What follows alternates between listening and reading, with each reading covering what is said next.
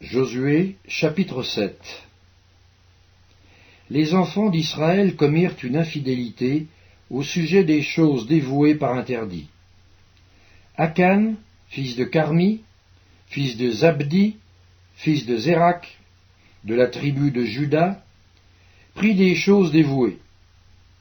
Et la colère de l'Éternel s'enflamma contre les enfants d'Israël. Josué envoya de Jéricho des hommes vers Haï, qui est près de Beth-Aven, à l'orient de Bethel. Il leur dit, « Montez et explorez le pays. » Et ces hommes montèrent et explorèrent Haï. Ils revinrent auprès de Josué et lui dirent, « Il est inutile de faire marcher tout le peuple. 2 ou 3 000 hommes suffiront pour battre Haï. Ne donne pas cette fatigue à tout le peuple, car ils sont en petit nombre. 3 000 hommes environ se mirent en marche, mais ils prirent la fuite devant les gens d'Haï. Les gens d'Haï leur tuèrent environ 36 hommes. Ils les poursuivirent depuis la porte jusqu'à Shebarim, et les battirent à la descente. Le peuple fut consterné et perdit courage. Josué déchira ses vêtements et se prosterna jusqu'au soir, le visage contre terre, devant l'arche de l'Éternel, lui et les anciens d'Israël, et ils se couvrirent la tête de poussière.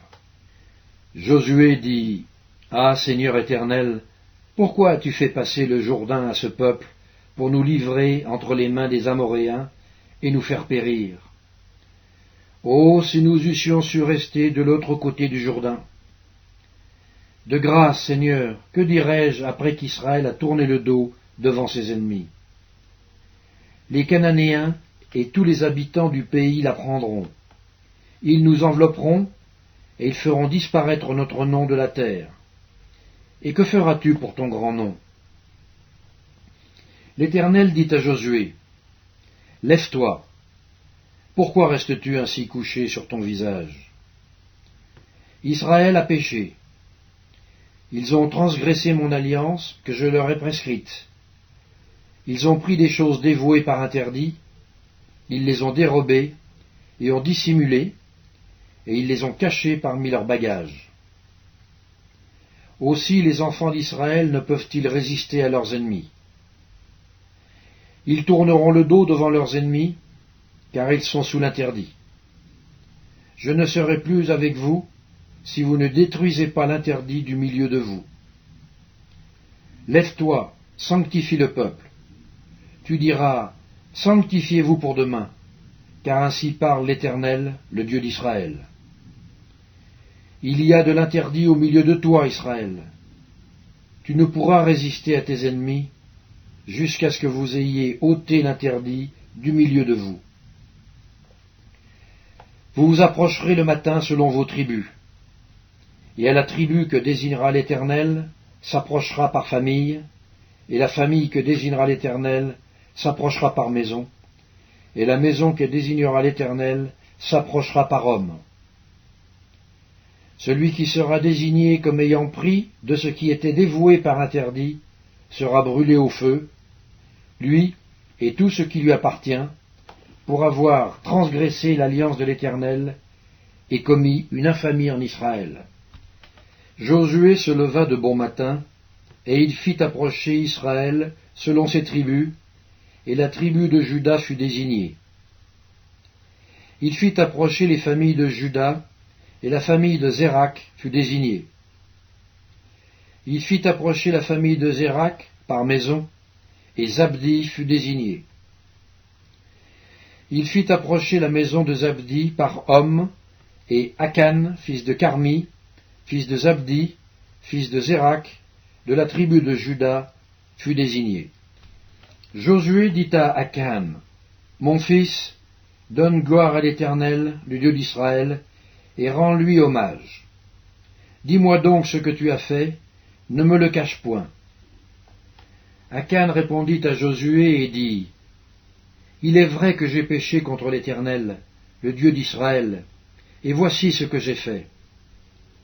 J'ai vu dans le butin un beau manteau de chinéar. 200 cycles d'argent et un lingot d'or du poids de 50 cycles. Je les ai convoités et je les ai pris. Ils sont cachés dans la terre au milieu de ma tente, et l'argent est dessous. Josué envoya des gens qui coururent à la tente. Et voici, les objets étaient cachés dans la tente d'Akan, et l'argent était dessous. Ils les prirent du milieu de la tente, les apportèrent à Josué et à tous les enfants d'Israël, et les déposèrent devant l'Éternel. Josué et tout Israël avec lui prirent Akan, fils de Zérak, l'argent, le manteau, le lingot d'or, les fils et les filles d'Akan, ses bœufs, ses ânes, ses brebis, sa tente et tout ce qui lui appartenait. Et ils les firent monter dans la vallée d'Acor.